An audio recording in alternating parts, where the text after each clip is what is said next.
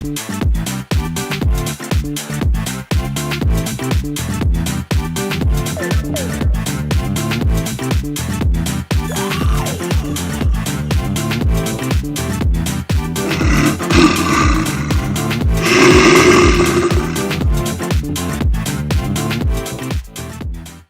продолжиме искрено, честно и одговорно.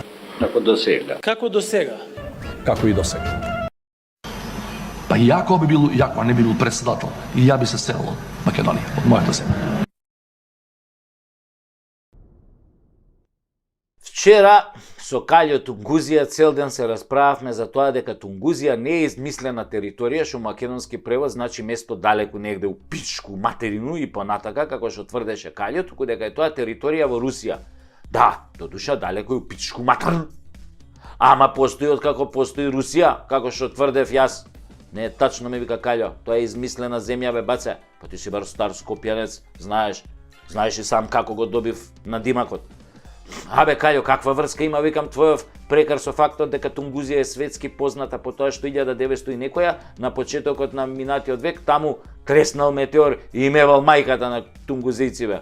И имало голема експлозија и тоа диносаурус све живо изгинало тамо. И овој зајци, волци, лисици. Немаш врска, ми вика Каљо, бе. Ја на димакот го добив као копилј.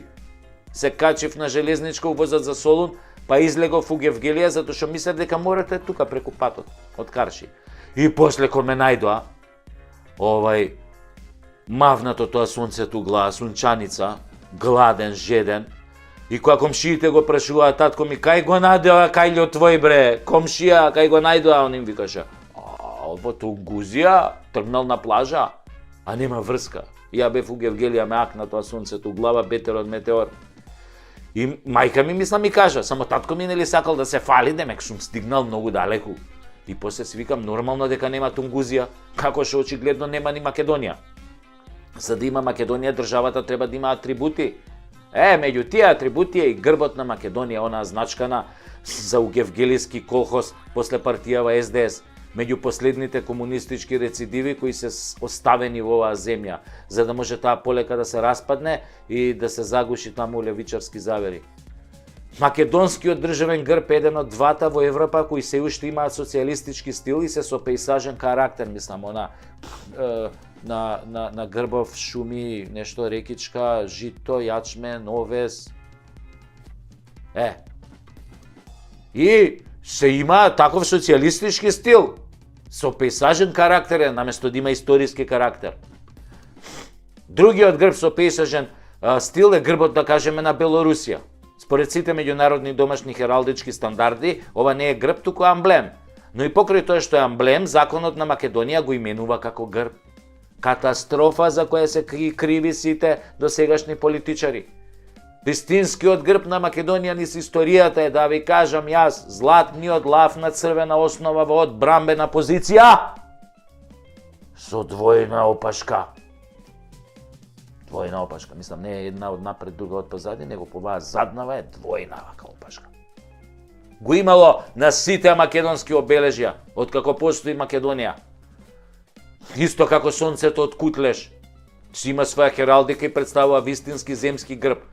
Но последната седница за донесување на грбот, која требаше да се одржи во 2002 година, беше прекината од Стојан Андов како председавач и никогаш не беше продолжена. Зошто? Затоа што не им се допаѓал на албанците. Да, они која нешто не им се допаѓа, тука мавни цртка готова. Ја мајката, па имате вие бе свој грб и знаме да своја држава, дури знамето ни го веете тука, иако ви е национално. Не, нашиот грб што требало да биде грб на Македонија со лавот, во одбрамбена позиција со двојна опашка. Малце ги навредувал. Да, не ги декларирал нив како рамноправни учесници во државата, бил некако бе многу лавов, македонски онака националистички лав. Нашиот грб не можеме да си го ставиме заради вас, брача албанци, бидејќи ви бил националистички. Добро, разбирам, пеки, вие не сте националисти и само своето си го чувате, а туѓо не земате. Не, никогаш не земате туѓо, браќа албанци, ја тоа да ви кажам, и го знам тоа. Тогаш само што го кажав ова, се вмеша Колјо Тунгузија, ми вика, ми улета онака среде мисли и ми вика, баце, знаеш дека ти дедо му на шо тропаш бе, ми вика. Знаеш дека ти дедо му на Ѓорѓи Кастриот, овој Скендербек на албанциве се викал Стеван дедо му. Стеван се викал. Татко му Јован, мајка му Војслава, браќата му Станиш, Репош и Костадин, дедо му по мајка Андреш Лазаре. Татко му, на Скендербек изградил манастир и камбанарија на Света Гора, бе. А не џамија, манастир, камбанарија. А брат му Репош бил игумен, закопан е на Хиландар. Тамо. Инаку Ѓорѓи Кастриот се оженил со војводката Даница Донка, керка на Ѓорги Комненик, княгињата Ангелина Требош. Имал повеќе деца од кои синовите му се викале Максим, Бранко и Иван. И немало во фамилијата ниту еден Али, Бујар, Артан, Арбен, Дуалипа, Бебе Реджа, Ритаура. Не бе. Не бе. Све у фамилијата православни имиња имал. Роднини бе. Тоа дека е албанец, да. А и дека музиката на албанската химна на знамето изведена инаку од романската патриотска песна да нашето знаме пишува Унија. Што збориш бе, му викам на Каљо Тунгузија? Да бе, вика. Тоа бе, вика, земена е, вика, од романците, компонирана од романецот Ципријан Порумбеску. Брат му на овој Цепиш Газеску. Текстот е многу сличен до оригиналниот романски текст на авторот.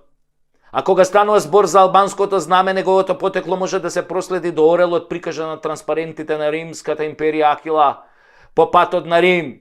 Тоест, по падот на Рим, Византиската православна христијанска империја го имала двоглавиот орел како символ на христијанството и верата.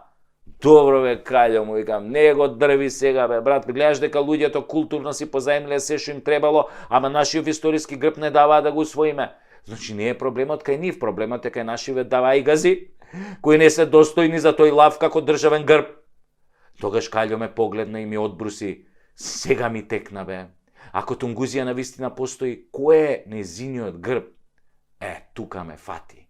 Не е бил овој Каљо толку изгубен колку што ние го мислевме дека е изгубен, нели? Така е.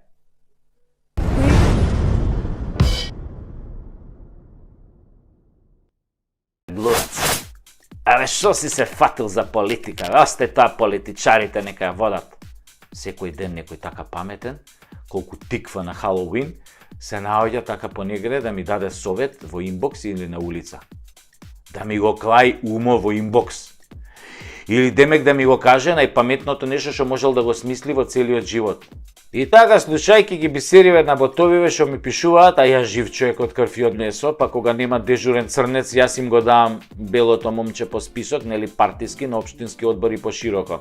И затоа имам предлози до новата власт, независно која ќе биде, само ако тоа не се таче ќурка, Стево Мунгос или шарскиот поскок.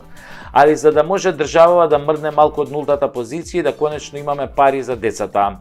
А не да ги лечиме нели со СМС, што е најголема срамота и грев за еден народ. Значи, од прилика вака одат пресметките што морате веднаш да ги направите. Прво, ќе ги намалите платите на пратениците и функционерите и ќе ги изедначите со платите на докторите и учителите, односно на наставниците и професорите, затоа што, како што рекол Ататурк, нема држава ако учителите и докторите не земаат плата колку што земаат нели пратениците. Значи, функционери, доктори, даскали, иста плата.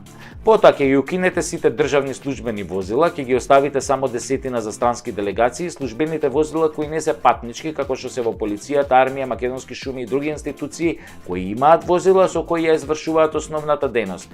Потоа ќе ги укинете обезбедувањето на бивши премиери, бидејќи сите досега се утепа од крадења, треба уште пак со наши пари да ги чуваме. Ако се честни, ке си одат по улица со дигнато чело, ако се арами, нека седат дома, кој ги пучи, цел живот напучени да одат. Потоа да укинете цело Косово и Албанија да се лечат кај нас, а ние да немаме основни средства за операции и лекови. По кој основ се лечат Косово и Албанија кај нас, бе? По кој основ би се лечеле Србија и Бугарија кај нас или ние кај нив? Потоа да ги укинете сите економски директори во здравството и да ставите менаџери, а не доктори за директори. Менаџерите ќе менаџираат со парите, а докторите ќе лечат. Кој менаџер менаџер биде фатен со малверзации, кој доктор биде фатен со мито, одат во затвор. Нема извини. Толку е. Потоа укинете ги оние глупи сертификати за англиски и тестови за функционери, затоа што пола шарпланина со купени дипломи ви е функционер. И од англиски знаат само yes и no и fuck you, кога се работи за државата. Функционер се назначува политички, има 1 година грейс период, ако не вратил долгови, не купил опрема, не склучил меѓународни договори, не подигнал плати за својата институција, на клоци. А ако се успел да направи дури и повеќе, мандатот уште 3 години со право на реизбор уште 4 години.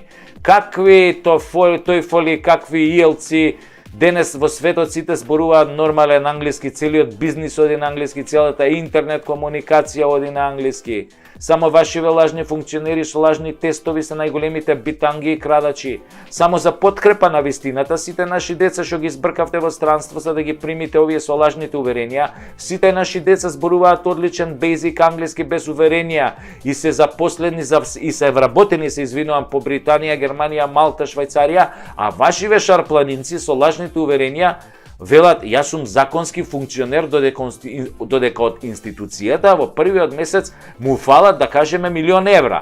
Затоа манете се со глупости, го назначаш функционер и ги оставаш под обсервација на внатрешна контрола у влада. Јебова с англиски.